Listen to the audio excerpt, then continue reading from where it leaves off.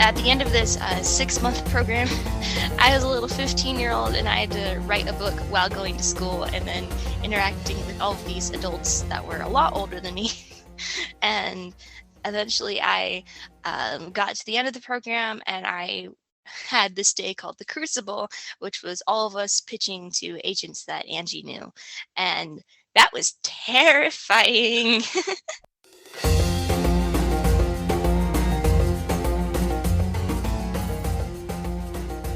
Hi, friends. This is Read and Write with Natasha podcast.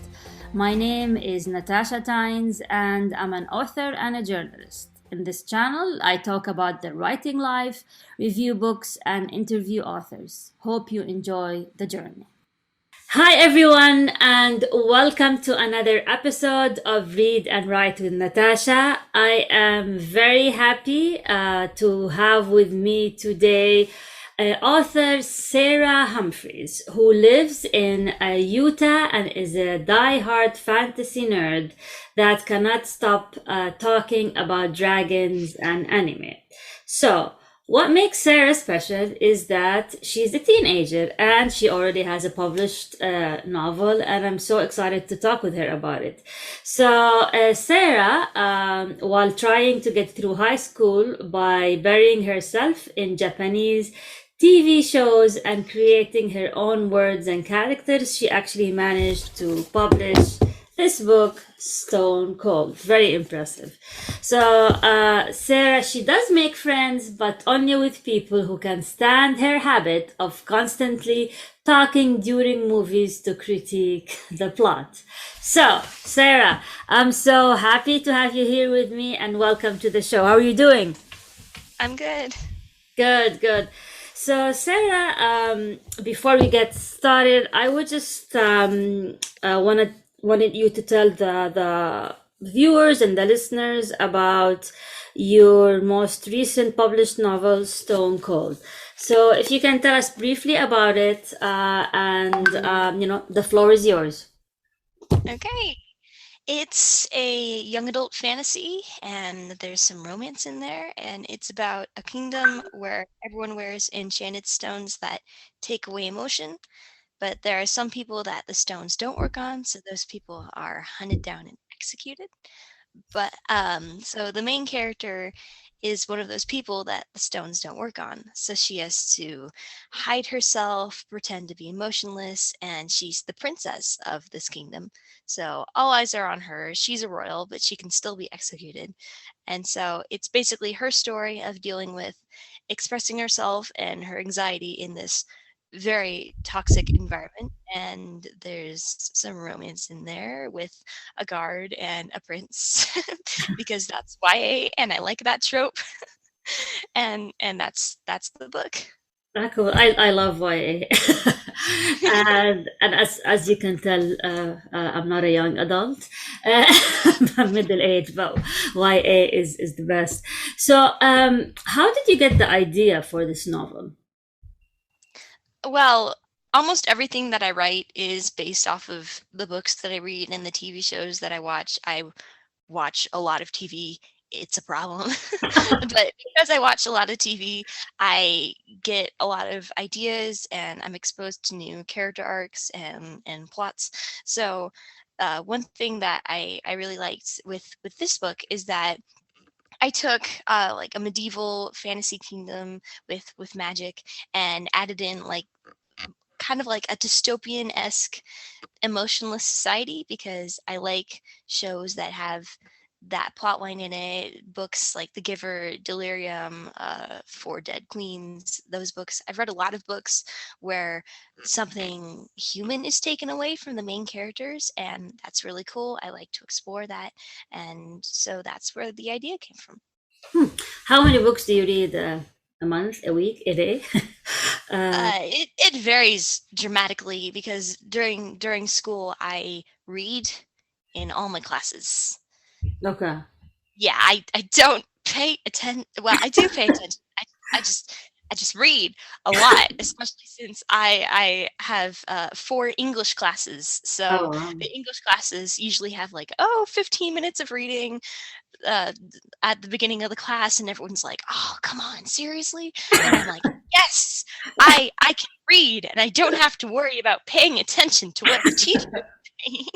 You know, I'm recording this, right? Yeah, Yeah. um, so Uh, I read a lot during the school year. I'm trying to read a lot during the summer too. I just finished a book series that I really like, so I think I'll start another one soon. which series? It's it's from the Grishaverse, Six Yeah. of Crows, King of Ah, Scars, Shadow and Bone, like that universe. okay. And I just finished the King of Scars duology. Oh, wow. Yeah.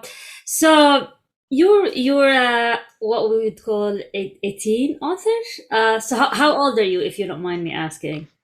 Actually, I am 18 right now. Why you're an adult? Yeah, I'm still a teenager, but I started the book when I was 15, and I got a contract when I was 16, and now I'm 18. Publishing a book takes a long time. I know.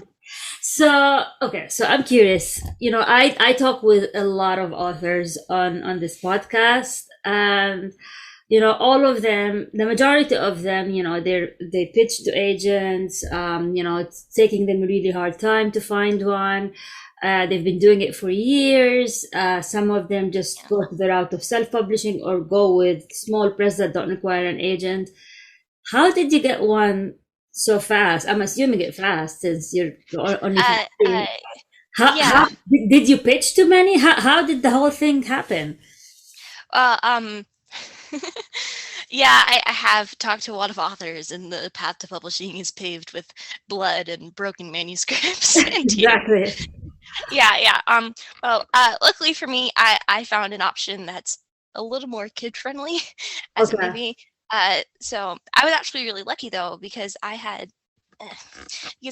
a next door neighbor that went through a writing program called the Calliope Inner Circle, and it was run by Angie Fenimore, who is a New York Times bestselling author. And what happened is that anyone who was interested in writing and had enough money could like come in and learn how to write a book from her and learn how to pitch, and that was incredibly helpful. Someone who actually sat me down and taught me how to write a query letter and Okay. how to talk to people and how to establish relationships. Like a lot of people who are published nowadays are published because they know somebody and they're able to make connections and like know the right people and be able to publish that way, because agents are a lot more likely to accept you if you know them and you have credibility with them. At least that's what I've learned. So at the end of this 6-month program, I was a little 15-year-old and I had to write a book while going to school and then interacting with all of these adults that were a lot older than me. And eventually I got to the end of the program and I had this day called the Crucible, which was all of us pitching to agents that Angie knew. And that was terrifying. Was it face to face or was it Uh, it online? was over Zoom, but Okay. Angie was basically saying, "Okay, you go in, you do your pitch. They say yes, they say no. You go out, you sit down, you wait for like 5 more hours, and then we have another agent for you, and you go in again." Okay. So she was saying, "Treat this as the interview of your life because it is, and the bathrooms are over there. You can throw up, no judgment." So that was what the day was like. I actually pitched to one agent who was Richard Paul Evans' agent. She said no. I went outside into the car and cried. And then I went back because I had to pitch to more people. Okay. Yeah, so I did actually get a full manuscript request from an agent, thankfully, from Morgan James Publishing, and that was how I got accepted. And I was able to edit the book and get feedback from people which is an entirely different kind of monster in the first place. Yeah, Getting yeah. editing, and I had to do that 2020 over the summer. So that was a hard year for everyone.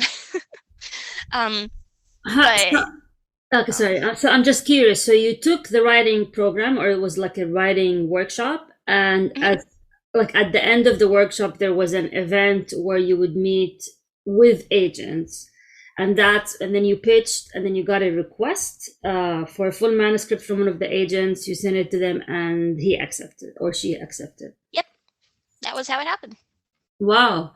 And so you never actually went through the process of cold pitching.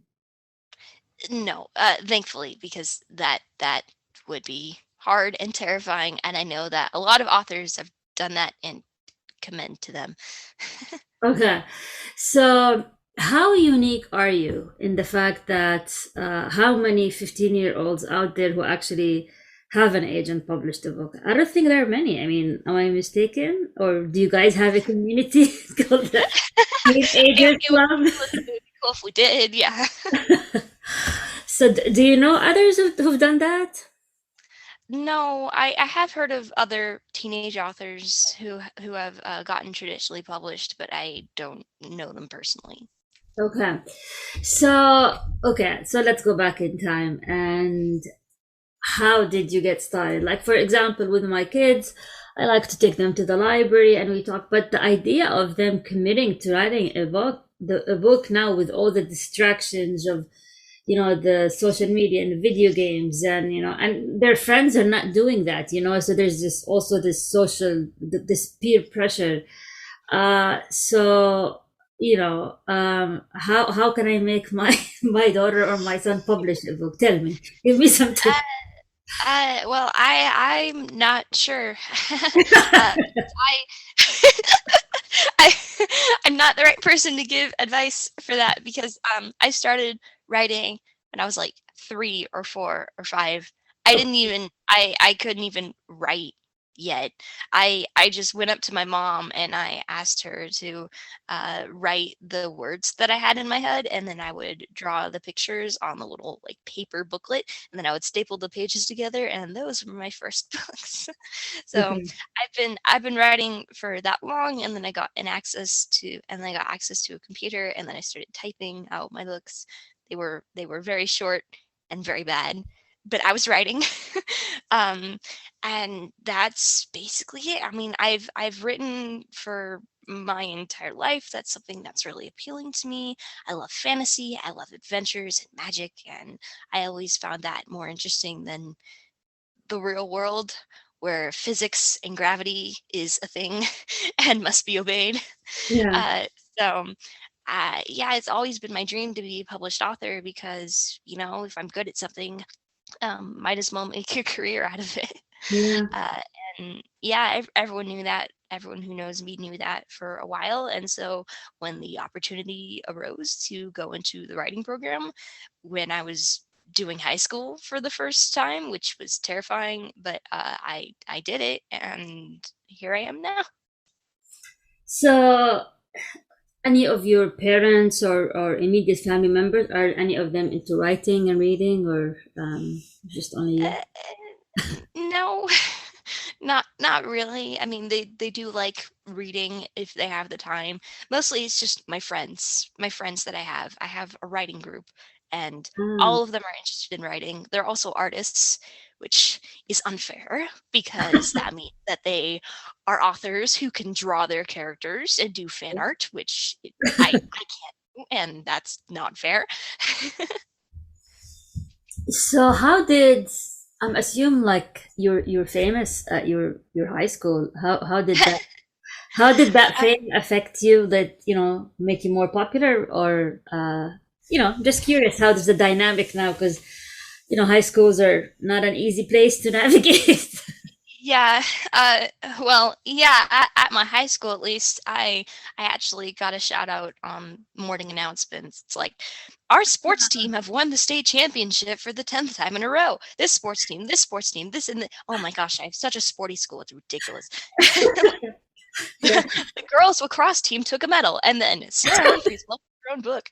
Congratulations!" And then that was the morning announcements. Okay.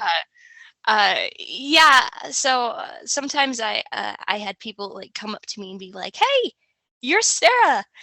That's cool." And I'm like, "I don't know you, but thanks." I don't know, as popular as a very socially anxious, doesn't talk to many people teenager can get at high school, but a lot of people did know me and they were happy for me, which was nice. I actually graduated from high school a couple days ago and I Oh, got a shout congrats. out at graduation. Oh, So wow. that was amazing. Yeah. So, has any of them read the book? Uh-huh. A lot of people have read the book. Actually, in my English class, um, English 12, there was my teacher for the final project had to made us read a book and then do a whole lot of things on it, like summary, talk it out like in the front of the class, write a poem, just a whole lot of different things. And two of the boys in my class chose to do the project on my book Oh, because wow. that was an option and it turned out really funny. Is your book available at your school library or the public Yeah, library? it is. Oh, A wow. few libraries. Ah, Yeah. that's really nice. So, what are your plans now? You just graduated from high school. What is the next path for you? Well, I am definitely going to try to not watch as much TV during the summer as I did last summer, and the Okay. summer before that, and the summer before that. Well, it was Uh, the pandemic, yeah, so you have an excuse. yeah. But I want to. I'm working on a whole lot of different books right now. I'm working Ah, on the sequel to Hello, Doggo. How are you? I'm working. I'm working on the sequel to the one that I published right now. Although it's kind of hard because writing is kind of hard, yeah. and I have to kill off a couple characters, which is hard. And so Okay. I'm kind of procrastinating writing that one and working on other projects that I like more. So but I really do want to finish that one and get it published. That would be cool, just like the first one. So I have that in my future, and I'm going to BYU in the fall. I'm taking classes there. Don't know what my major is going to be, but I'll figure it out. It's not gonna And be English. probably English. Probably. I You have mean, doubts? yeah, Okay. sure. What I'm else? not sure. I'm interested in a lot of different things. I'm Okay. interested in biology, Mm. conservation, psychology, history, just a whole lot of different stuff.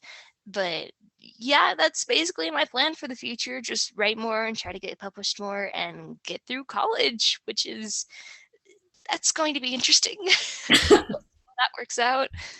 It'd be great. And so, like, do you ever dream or visualize of being like the next Stephen King? I don't know. Who's the biggest name of this genre? Let me. Uh, Brandon. probably No. Probably, well, I mean, you could go through like Lord of the Rings, Harry Potter, J.K. Yeah. Rowling, and stuff like that. But there are a lot of people that are getting more famous as of right now, like Brandon Sanderson. Yeah, He Brandon a lot Sanderson. of Yeah. books, yeah. So that would be cool to be as popular as those So you're, guys. so you're gonna be the next Brandon Sanderson. Oh, I hope he's a really good writer though. Yeah, yeah, he's a very nice guy. I actually listened to a number of his interviews, and Oh, he's yeah. actually doing a Kickstarter, or he just finished the Yeah, Kickstarter. yeah, yeah. He Yeah, he it's uh he amazing. lied to everyone for a very long time, and then he was like, "Surprise! I wrote 4 more books because Yeah. I don't sleep or I don't eat. I just write." Yeah, that's true. So okay, I want. So when you the books that you're publishing, are you gonna go with the same agent, same publisher? Yeah, probably. Although my parents are somewhat against it because it's a hybrid publisher. It's not like a fancy traditional publisher like HarperCollins or other publishers like that, where they do a lot of the marketing and the author can just sit back a little bit. I have to do a lot of the marketing and getting the book out and all this stuff. And when my contract was signed, I had to give them $5,000, and then I have to buy 1,000 copies of my book and then sell them to people. That is a lot to do.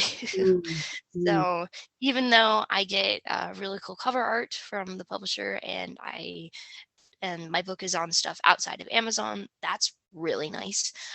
It is slightly daunting to come up with that amount of money when I want to publish a book with them. So my parents and me are kind of tossing around the idea of self-publishing it, like, but I'm not sure. We'll figure it out. I haven't even written the first draft. Hmm. Yeah, but how did it do the book? How did it sell? It's actually been selling pretty well. I went around to people in my neighborhood and to farmers markets and sold my book that way, and I make a lot of money that way. So that's kind of cool. I haven't done that for a while because school, but I'm out of school now, so I'm really hoping doing that again.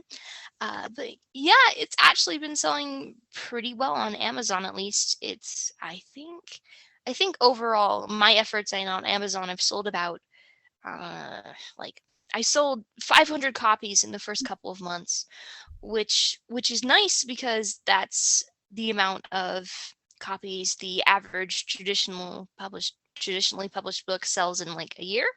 So Yeah, at least from their publishing company. So that's really cool. That's a little bit hopeful. that's really good. So okay, so you're still not sure if you want to self-publish or not. Okay, so I want to talk about feedback. You know, as authors, we always get feedback. Some of them is really good, Mhm. and some is really bad.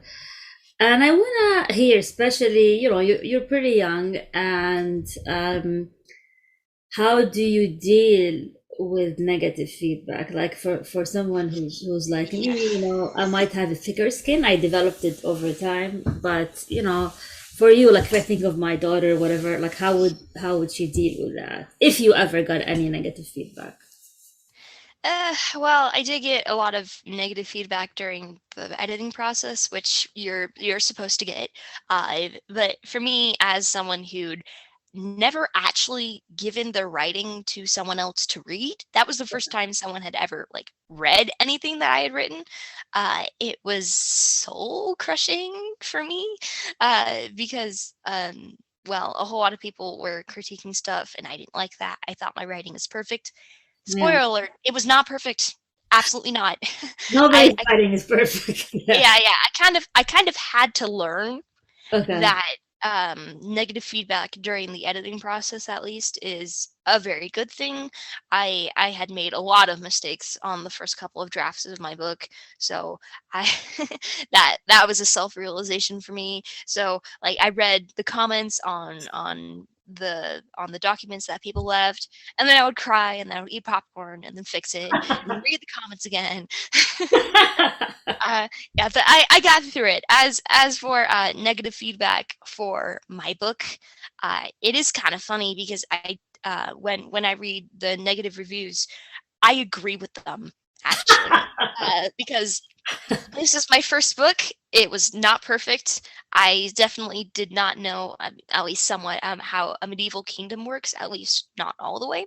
So, How would uh, you? I mean, I don't know how one would even yeah, think. yeah. Like I actually had to do research on that. Yeah. Yeah, so a lot of people have negative feedback on my book based on like the world building or the dialogue, because it's not like it doesn't fit all the way to that era, and I agree with that.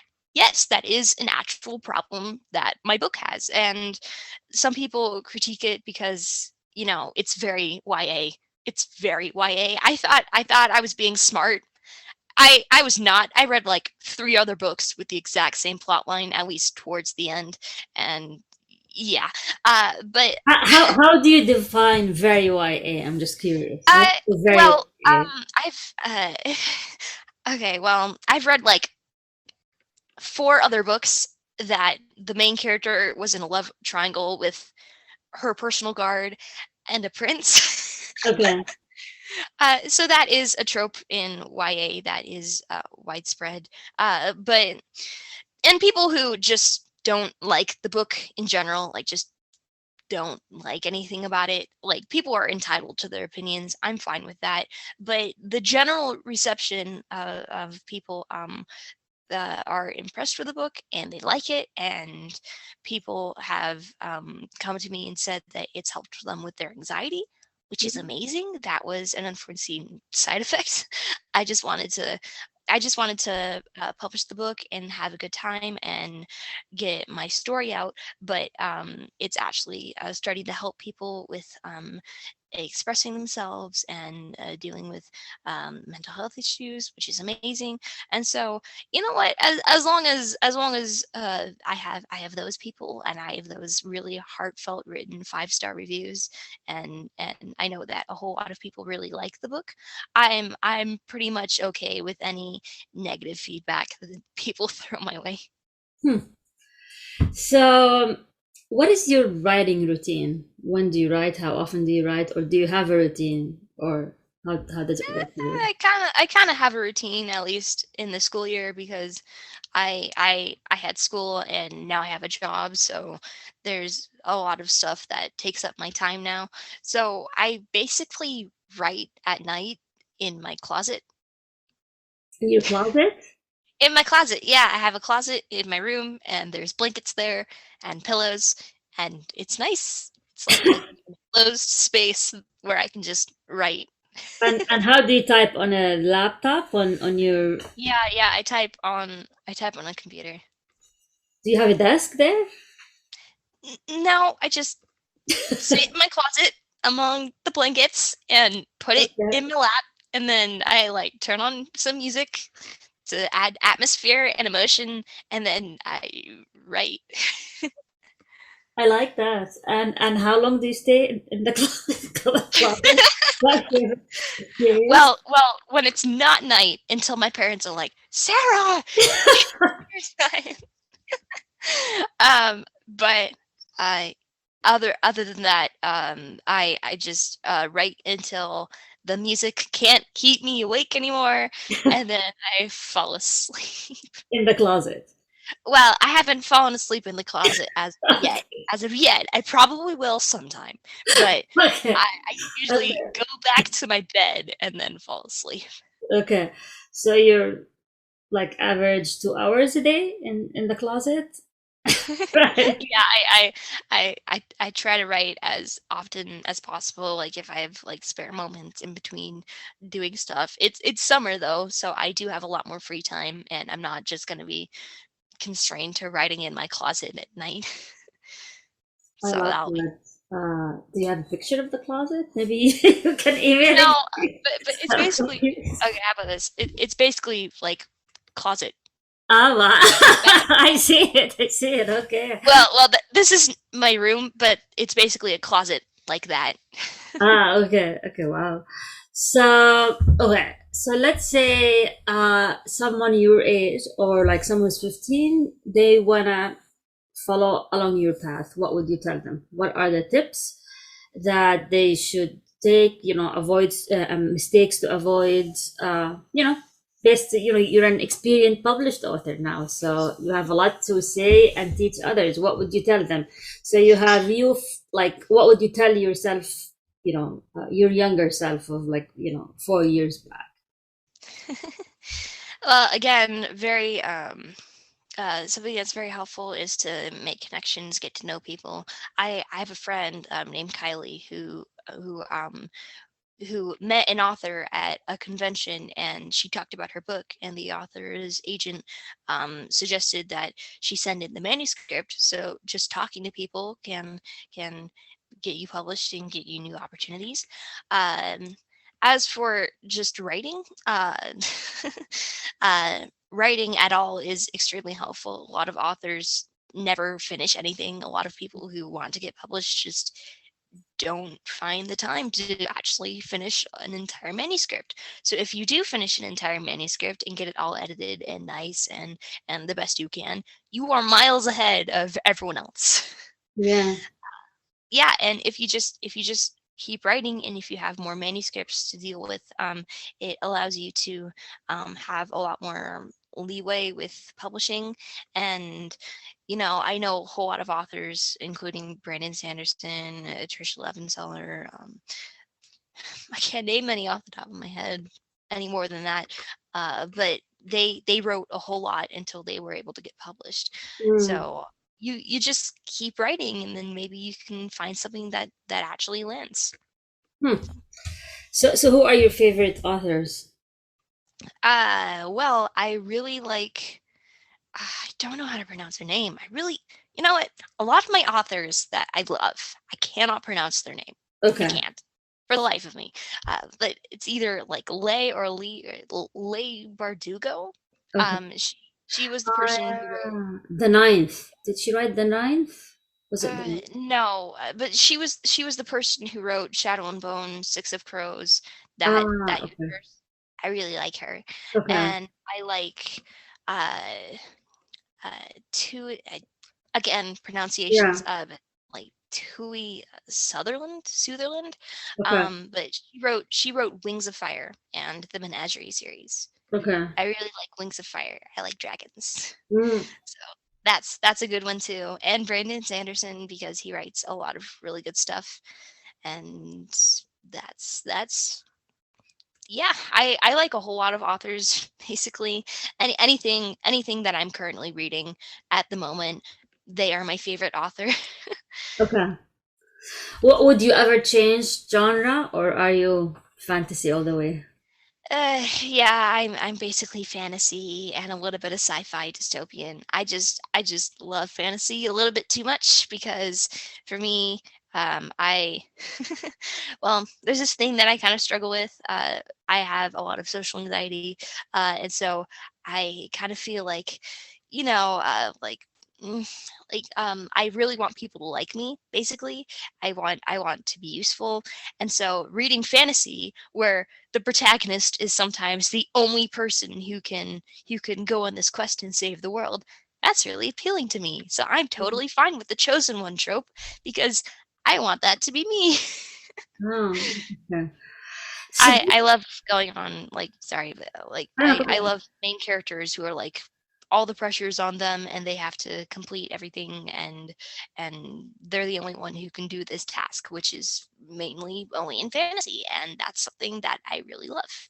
So I'll always love fantasy. interesting. So, do you think reading, can help teenagers specifically with social anxiety, or is it writing? Like, do you think reading helped you, and it can help others? Oh yeah, definitely. I've always read. That's just something that I really love doing, and I was able to just take a break and relax, and especially reading. Reading is really relaxing. I do really like watching TV and movies, but reading is really nice. You can use your imagination. You can just sit down and curl up in a blanket. So that has really helped me with anxiety, and it does with a whole lot of other people with anxiety. Another thing is, you can always try journaling or poetry, just writing down your thoughts. Like if you have negative thoughts or if you had a bad day, you can just sit down and write out your feelings, and that's always an option. As for me, I actually this how I write is that I try to take my own character flaws and put them in my characters, and then when the characters go through their arc and be better at the end of the story, it kind of helps me personally. That's what happened with a lot of Stone Cold, because the main character is very anxious. She's a lot like me. She basically has every single character trait that I do to an unreasonable extent. My family read this book, and they were asking if it was basically me in the book. It Hmm. is kind of basically me in the book, but she has a lot of anxiety and she's very imperfect. And I was able to help her throughout the story, and that was really nice. And it kind of helped me too. Hmm. Fascinating. Um, so your next book is It's gonna be the same genre and the same. Like, how would the next book differ from Stone Cold? Well, it's the sequel. So Hmm. it's basically the same genre. Although the format is a little bit different because in the first book, the main character spends a lot of time just in the palace, in the kingdom, dealing with all this stuff. She's basically like walking around. It's very character driven. But in the second book, it's kind of more plot driven, and there's a lot more scenery, a lot more traveling. It's kind of like more action. So that's how it's gonna play out. Hmm. You mentioned something in the beginning of this chat about a writing group, that you have a writing group. So how did you meet the group? What is the age of the group, and do you meet in person or via Zoom? Well, they're just my age. It's more like an unofficial writing group Okay. because I just have a whole lot of friends that are interested in writing, and we live in the same neighborhood. Our houses are really close to each other. Mhm. So as we were taking the bus in the morning, we would just talk about writing ideas and bounce ideas off of each other, character concepts, world building, stuff like that. And that's what we've been doing for years, and I like it. I'm my other friends, again, they're artists, and they kind of like art more than writing, and so both of them write, but I'm the only one who has ever actually finished anything. Mm. That's funny, but we still talk about book ideas, and it's really nice. Why do you think you're the only one who finishes? Uh, because I'm not an artist. I mean, I don't know. what makes you keep going?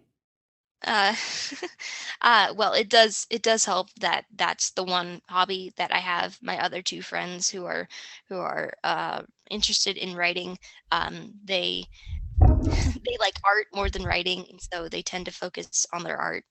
Uh, so and I just really really like writing more than more than anything. Basically, I Mhm. love stories, and my friends don't have that. They're again, they're more focused on drawing, and that's how they express themselves.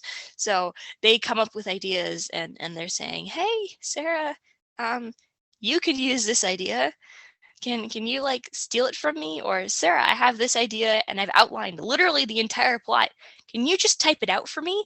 Because I don't have the time because I need to paint for 5 hours. I see. So, okay, so as you know, I talk to a lot of authors and aspiring authors, and maybe it's just me because that's the word that I'm kind of involved in. But there's a lot of people who want to write books, who are publishing books, who are trying to publish their books.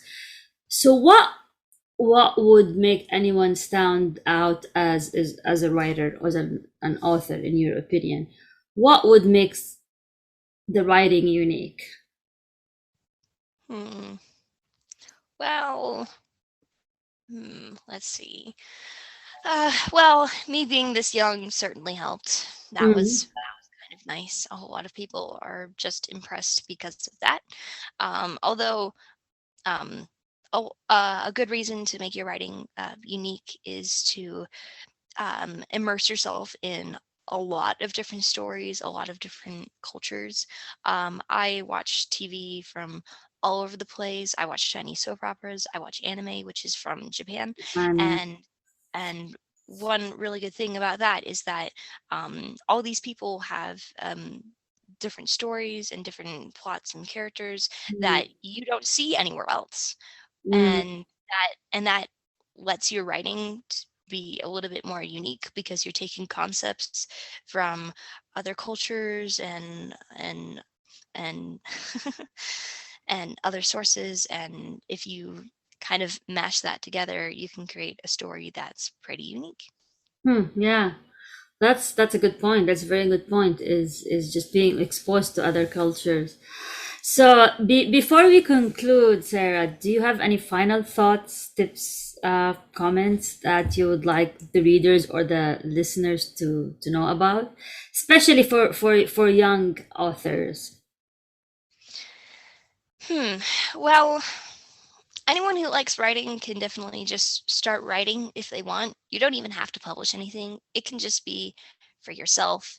And I'd recommend writing to a whole lot of different people because I think that everyone has a story to tell and everyone has their own unique perspectives on things. And there's certainly not a shortage of stories in the world, but we could always use some more. So if anyone has been thinking about writing or wants to write but is just bogged down by not being able to publish anything, just keep writing. You don't have to publish anything. It's just for yourself. And for me, writing has really helped me dealing with my own character flaws. Mm, So you can try that too. And again, I'd always recommend a writing group. yeah, Friends are nice, especially if you bounce ideas off of them, because sometimes you have writer's block and a story concept isn't working out as well, and you can get someone's opinion, which is which is always incredibly nice. And yeah, just keep writing. That's my advice. great. Well, Sarah, this has been really inspiring. I'm so impressed by your tenacity and by your work, by your dedication, and you inspire me.